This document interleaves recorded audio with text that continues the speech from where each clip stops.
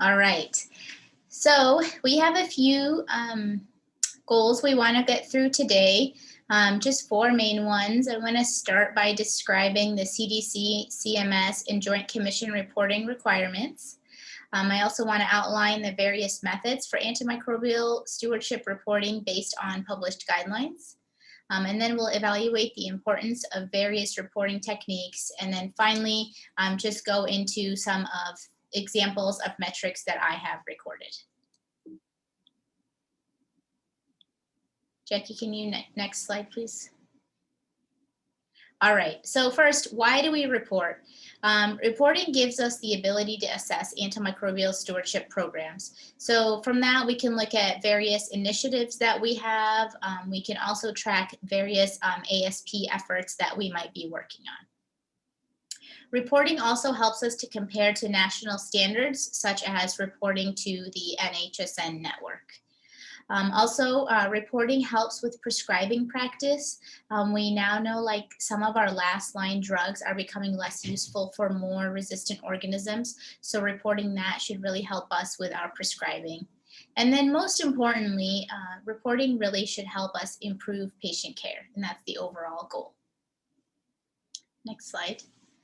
All right, so just some background before we get started on everything. In 2014, the CDC recommended that all hospitals in the US implement an antibiotic stewardship program. In 2019, that became a condition of participation from CMS. And in 2019, the CDC updated their core elements. Next slide. All right, so why is it so important? The CDC core elements, like we just talked about updates, there are two specific core elements related to reporting and tracking that we'll talk about a little bit later. The Joint Commission elements of performance also has a specific one related to tracking as well as reporting. And the Infectious Disease Society of America, the IDSA published guidelines, also have some specifics on tracking and reporting in the guidelines. Next slide. All right, so the CDC core elements. I know a lot of you are familiar with these, so we won't go through everything. The ones I wanted to focus on are the ones that I've outlined in purple. So tracking is one of them and reporting is the other one. Next slide. All right, so tracking. Tracking is monitoring antibiotic prescribing, impact of interventions and outcomes, such as infection rates, resistance patterns. We can track this using the NHSN network through the CDC. We can also assess the impact of interventions like prospective audit and feedback, pre-authorization, and just facility-specific treatment recommendations. We can also track different outcomes measures. So C. diff infections, which most hospitals already have to track for CMS reimbursement. We can also track outcomes for antibiotic resistance. And for this, we would have to look at bugs that are isolated while the patient is actually in the hospital. And then finally, a really big one is the financial impact. So for example, do we have any drug cost savings from the ASP program? Next slide. This is reporting. So we can report on antibiotic use, and this should be reported, antibiotic use and resistance should be reported not just to prescribers, but other pharmacists, nurses, and hospital leadership. So with reporting, we can provide updates on process outcomes like resistance. We can also report medication use evaluations. We can also report issues that arise during prospective audit and feedback or different pre-authorization requests if we have a medication that's restricted. We can also report on facility-specific antibiotic use to help us improve prescribing. And then the last one is mostly done in the outpatient, but it's where you have provider-specific reports with peer comparisons. So comparing provider prescribing habits, specifically inappropriate or overprescribing, and comparing them to their peers. That's actually in the outpatient guidelines, but it's definitely possible to do in the inpatient setting if we have trends with different prescribers or different services. Next slide. All right, so those were all the CDC updated core elements. The next one that discusses reporting is the published guidelines from the IDSA on how to start an antibiotic stewardship program. So I'm not going to go through the whole guideline. I just want to go through 3 specific recommendations that are about reporting and what to report. Next slide. All right, so this is actually number 21 in the recommendations. Which overall measure best reflects the impact of ASPs and their intervention? The recommendation here from IDSA, we suggest monitoring antibiotic use as measured by days of therapy, DOTs, in preference to defined daily dose. This is also preferred to reporting CDI rates, resistance, and length of stay. And I'll elaborate why DOTs are the preferred method. Next slide, please. So why DOTs over the defined daily dose?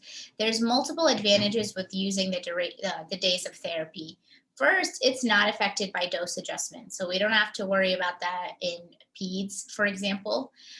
It's also the preferred method in NHSN reporting. So to maintain consistency with that, days of therapy remains the preferred.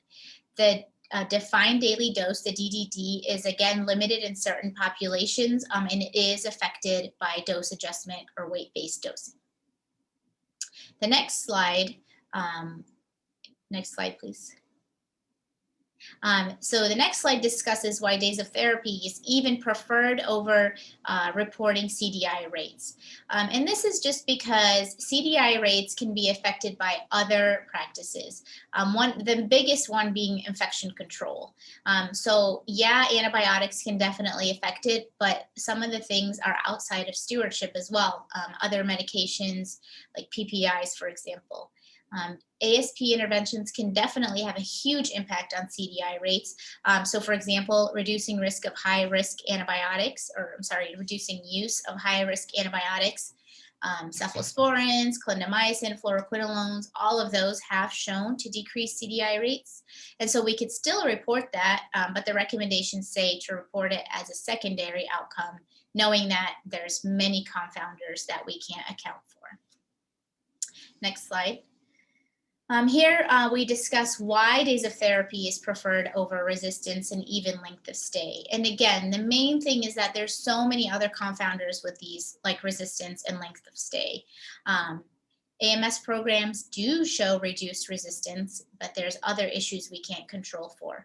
And as many of you know, AMS programs can decrease length of stay for switching IV to PO, picking more appropriate therapy quicker, but there's just so many things with length of stay that we can't account for. Patient placement, if they have other comorbidities, etc. So it's not really just specific to an AMS metric. So the recommendations talk about tracking maybe the days of hospitalization avoided instead of length of stay as an overall. Next slide. All right, so, oops, go back one.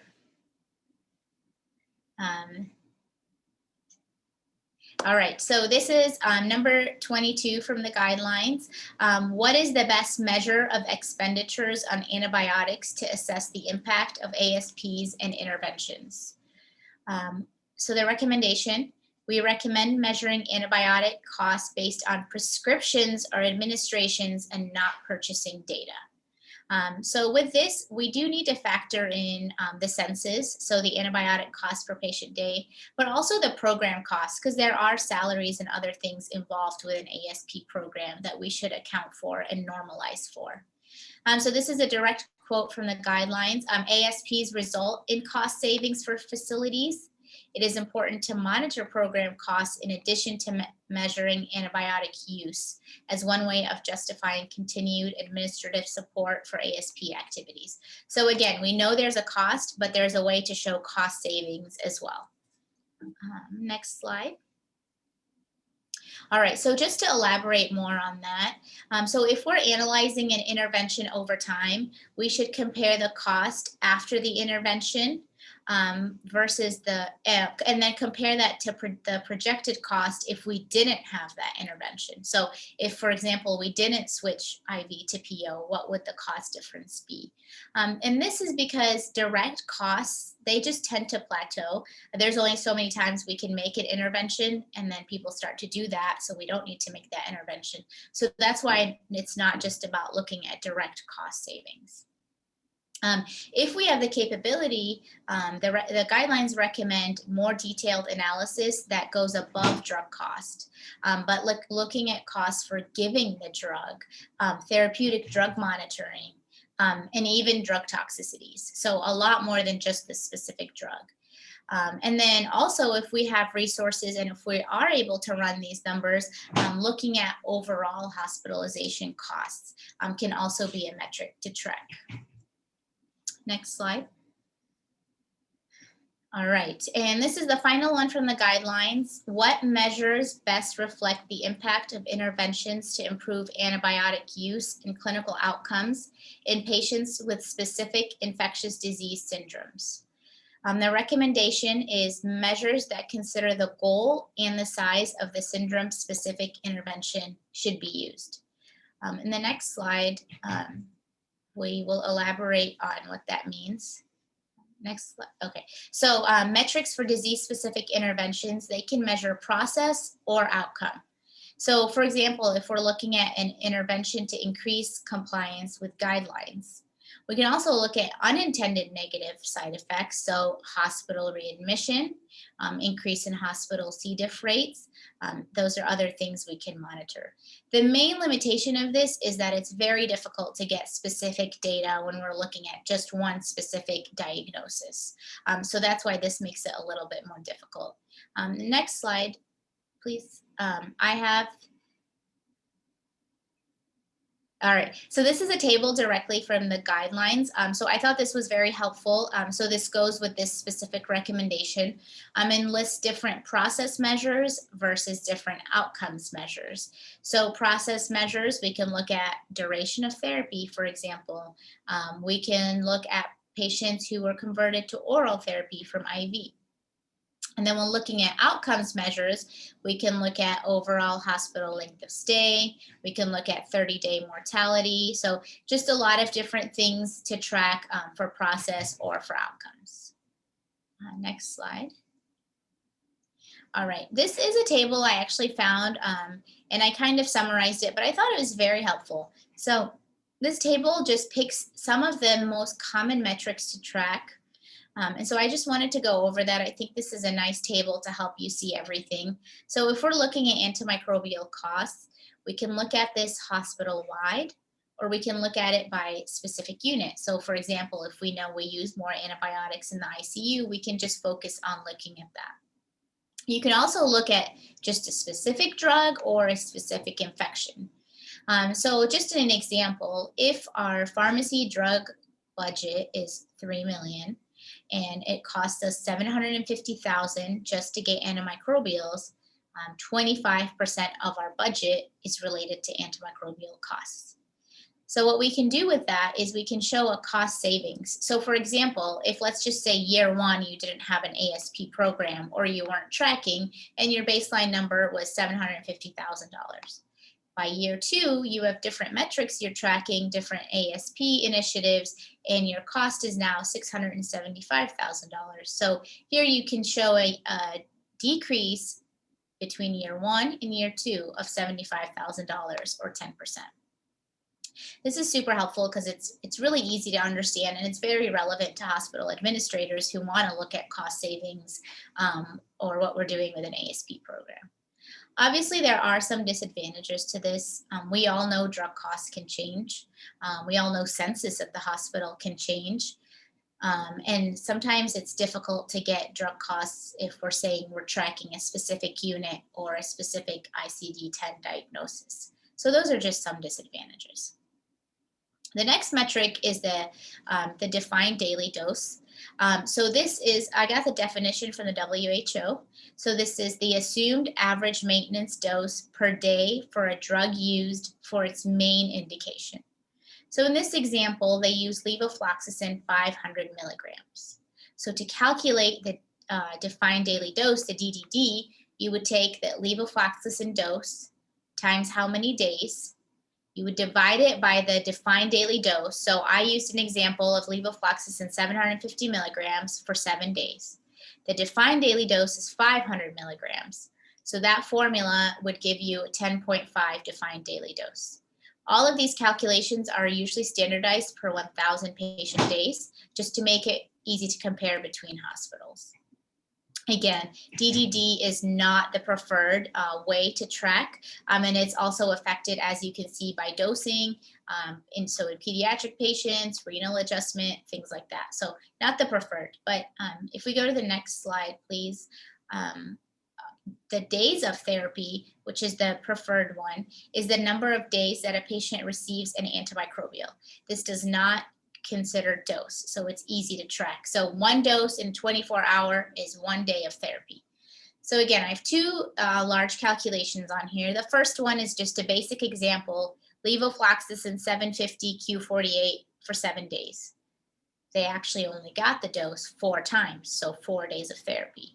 The next example would be if you had 2 drugs. So if you're trying to calculate a days of therapy for a patient who got levofloxacin and vancomycin, you would calculate the same day of therapy for each and then just add the 2 to give you your total days of therapy for 2 drugs for 1 patient. So again, this is many advantages. You can look at multiple patient populations and compare them. It doesn't matter what the dose is. This is the preferred method by CDC and NHSN, so that could be used to compare different hospital systems or different units. The only thing is, obviously, it affects some calculations, and while it seems simple, the recommendations are that it should not be done manually, just to avoid error, and it could be very cumbersome. The last metric I have on here is resistance. So again, this is mainly shown on our antibiogram. It has advantages because we can trend it, we can look at it over time. It doesn't have to come from a pharmacy database. This can come from microbiology, so an extra bonus there. But again, one disadvantage is that really it's not just specific to AMS. Like we reviewed before, there could be many confounders that add to drug resistance that we can't control. So I just found this table. I thought it was very helpful. I did summarize it. There's a lot more to it, but I thought it would be easy to see some of the main metrics that are tracked and what benefits there are of tracking them. Next slide.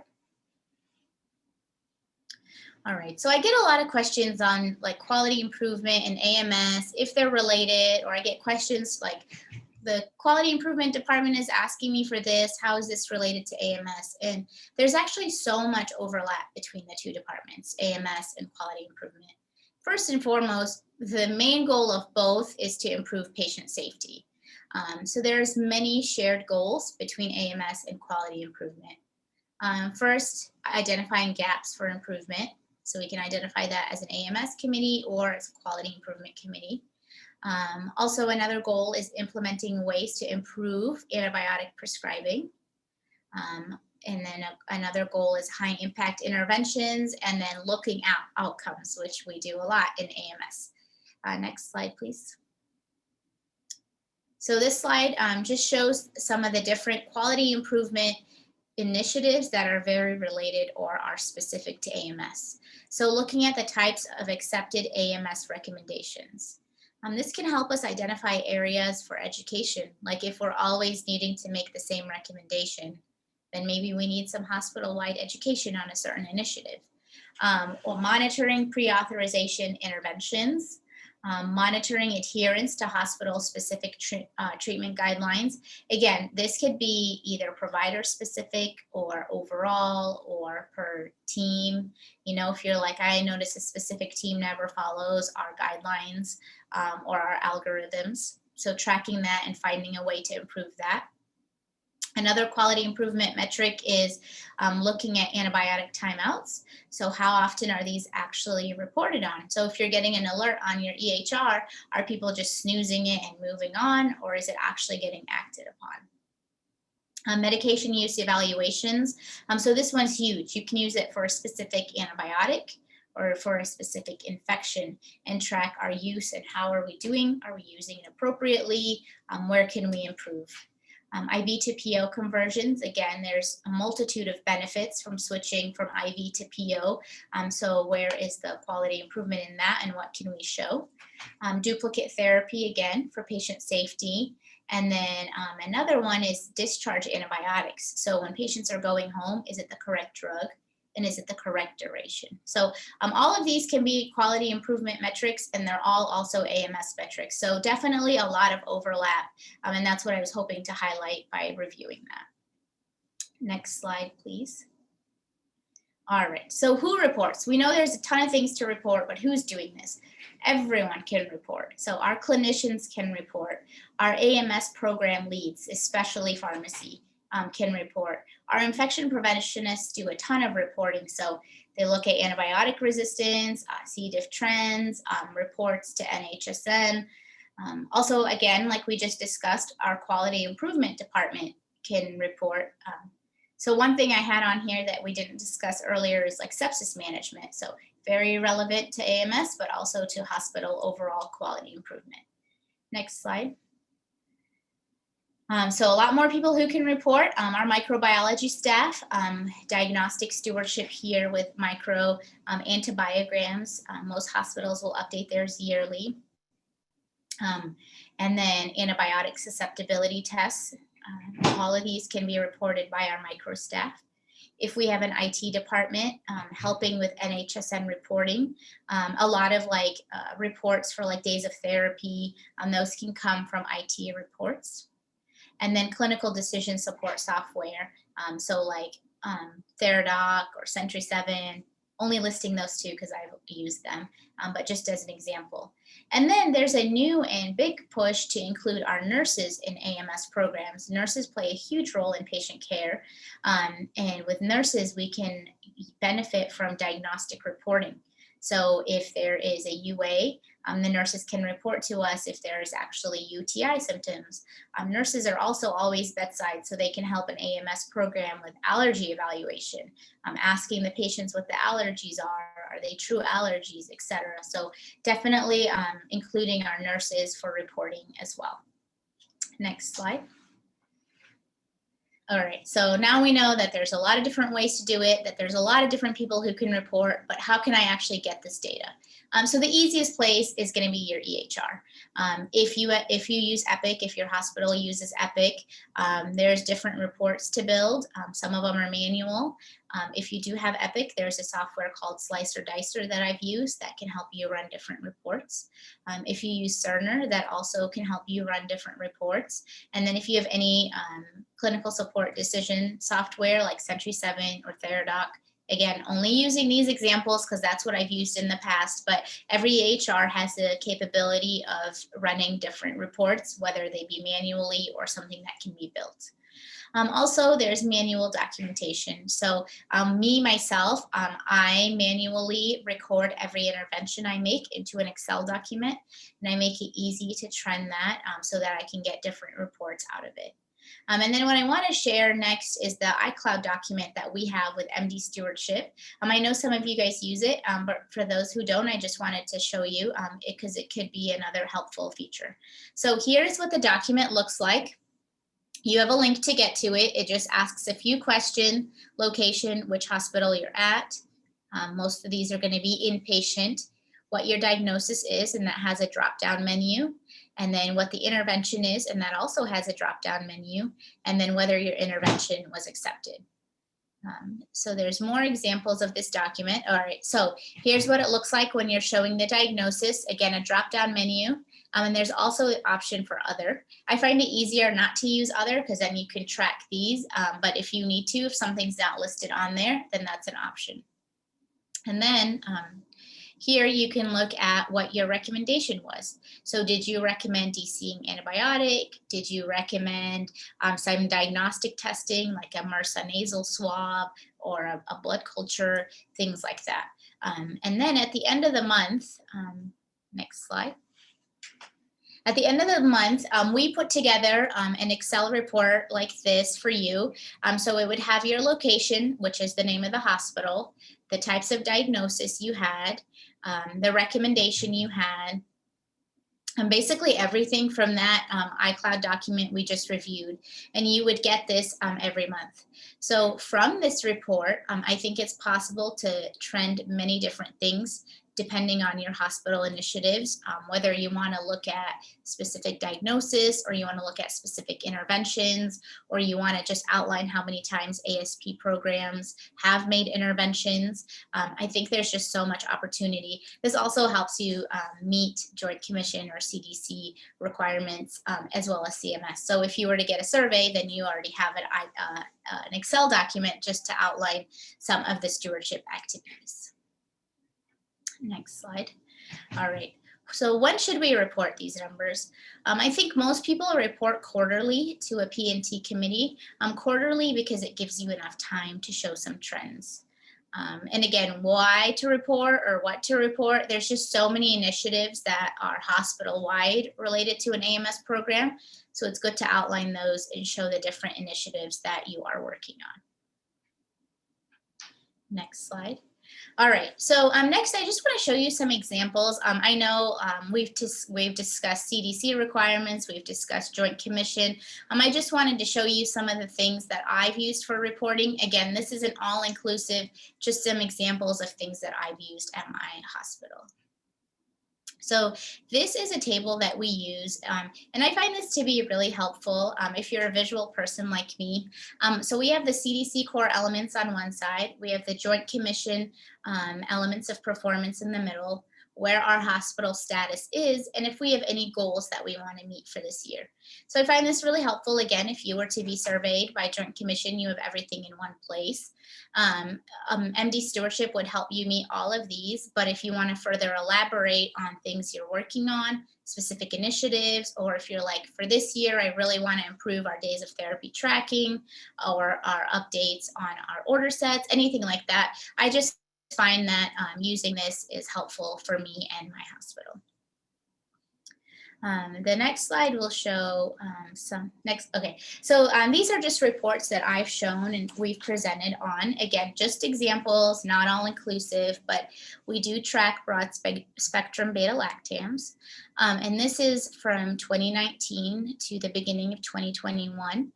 So looking at the different days of therapy of different broad spectrum antibiotics, and this can help us highlight some trends. So for example, you see a little bit of a peak right here. And this is actually during the beginning of COVID. So a lot of hospitals did see some overprescribing and overuse of broad spectrum antibiotics. So just seeing it like this helps us to see trends, or, you could do before our AMS program and after initiation. Are we doing better with days of therapy? Just many things to be able to track just from that. Next slide.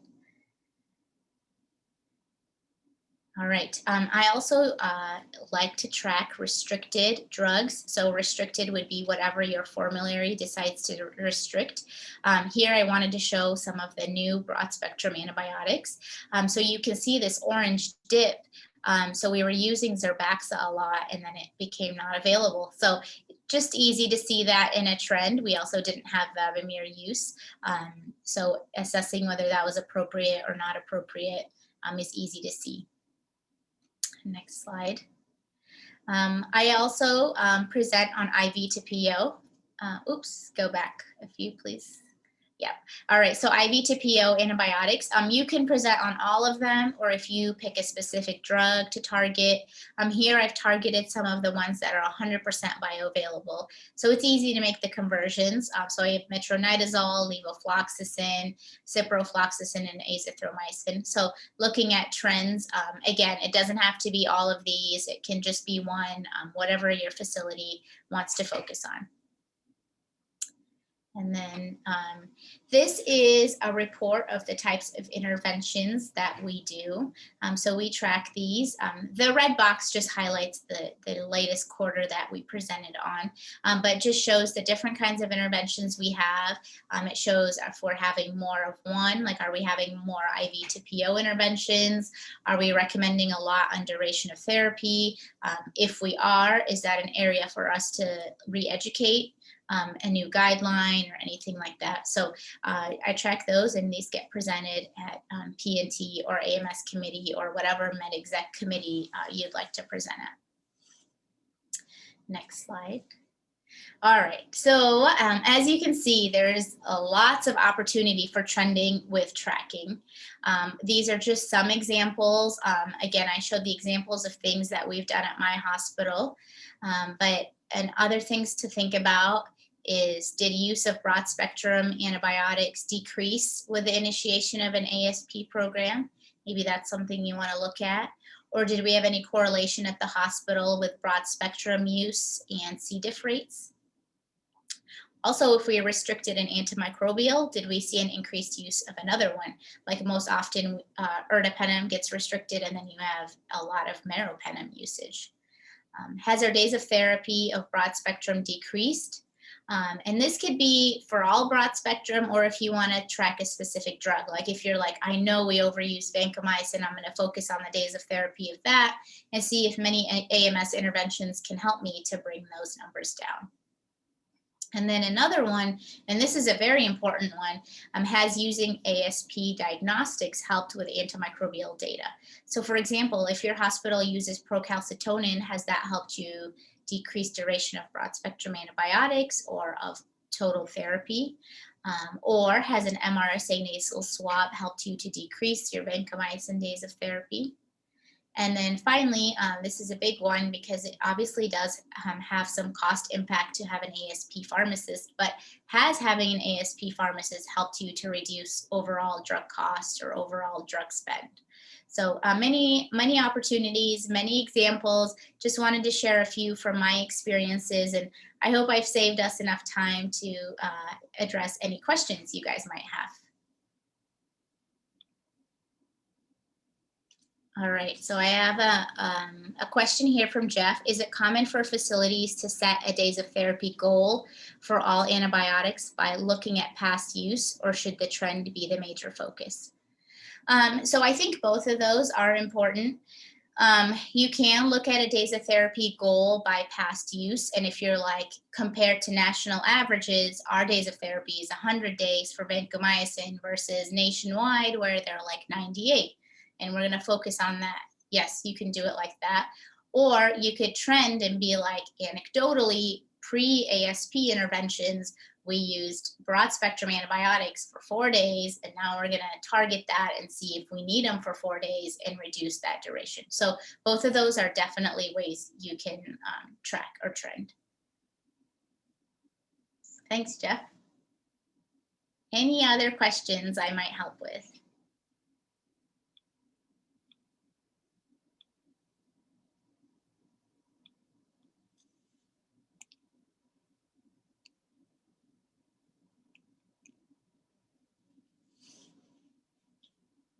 All right. Well, if anything comes up or if you have any specific questions, please feel free to reach out. My email is included. I know Jackie, you can always reach out to her. Thank you guys for listening. I hope this was helpful for you.